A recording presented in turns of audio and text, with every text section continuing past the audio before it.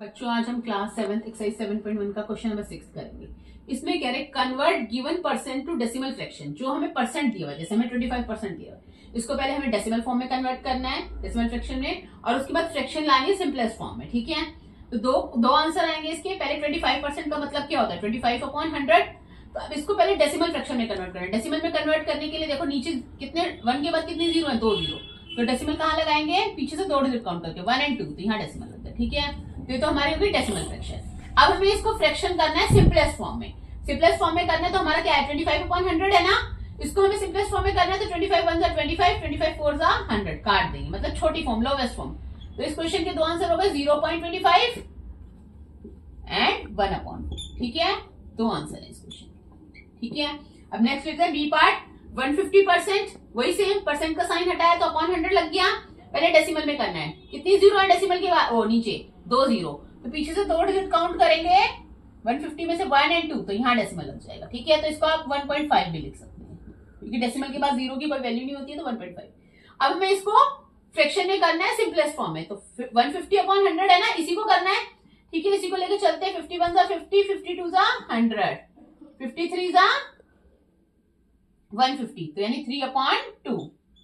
ठीक है, तो इसके भी दो आंसर आए, 1.5 डेसिमल फ्रैक्शन में और डेसिमल फ्रैक्शन में, और ये फ्रैक्शन में जो सिंपलेस्ट फॉर्म है 3/2। ठीक है, दो आंसर। अब नेक्स्ट लेते हैं सी पार्ट। 20%, 20% का मतलब क्या होगा, 20/100। ठीक है, पहले डेसिमल फ्रैक्शन में करते हैं, नीचे कितनी जीरो है, 2, तो पीछे से डिजिट काउंट करेंगे 1 और 2, तो डेसिमल लगा दिया। तो इसको हम 0.2 भी लिख सकते हैं। ठीक है, 20 लिखने की बजाय 0.2 भी लिख सकते हैं।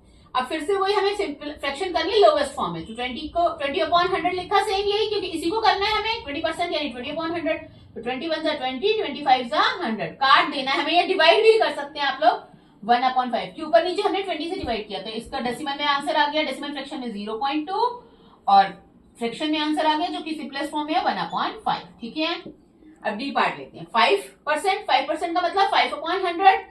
5/100 को आपको डेसिमल में करना है। डेसिमल में करने के लिए देखो नीचे दो जीरो है, 100 है नीचे, लेकिन हमारा ऊपर एक ही डिजिट है, तो हम क्या करेंगे, एक जीरो और लगा देंगे, 1 और 2, तो डेसिमल हम यहाँ लगाएंगे, तो 0.05। ठीक है, अब जब इसको फ्रैक्शन में करना है सिंपलेस्ट फॉर्म में, तो 5/100 है हमारा, 5 से काटेंगे या डिवाइड करेंगे, कुछ भी कह सकते हैं आप, कि ऊपर नीचे आपने सेम नंबर से डिवाइड किया। 5 से मैं ऊपर नीचे डिवाइड कर दी, 5 को 5 से डिवाइड करूंगी तो क्या आंसर आएगा, 1।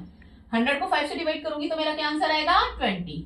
ठीक है, मैं काट भी 5/100 लिख के मैं डायरेक्ट काट भी सकती हूँ। 5 1 5, 5 2 10 और 0, 1/20, तब भी मेरा 1/20 है, तब भी मेरा 1। तो इस क्वेश्चन के भी आपके दो आंसर हुए, 0.05 डेसिमल फ्रैक्शन और सिंपलेस्ट फॉर्म में फ्रैक्शन की 1/20। ठीक है, दैट्स इट।